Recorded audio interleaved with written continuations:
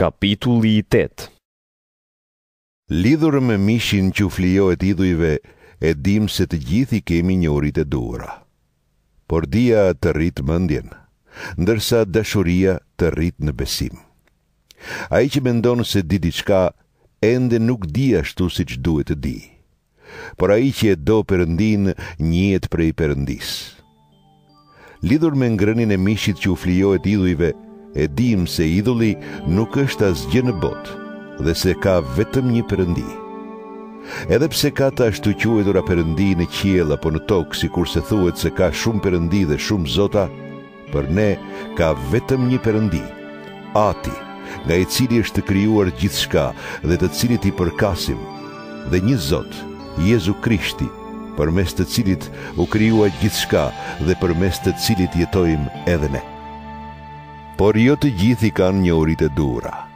Disa që nuk i kanë hequr ende zakonet e idhujtarisë, e han mishin që u flijohet idhujve si tu përkiste idhujve.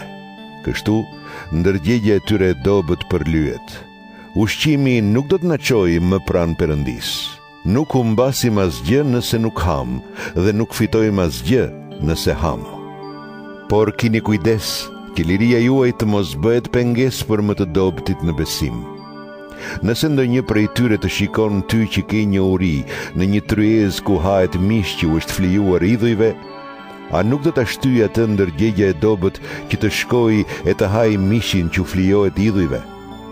Kështu, për shkak të dijes sate, do të humbas besimtari i dobët, vllai, për të cilin vdiq Krishti.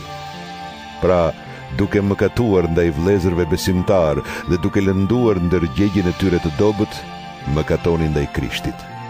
Prandaj, nëse ushqimi im bëhet shkak që vllai im besimtar të mëkatojë, unë nuk do të ha kurrë mish, që të mos e shtyj atë në mëkat.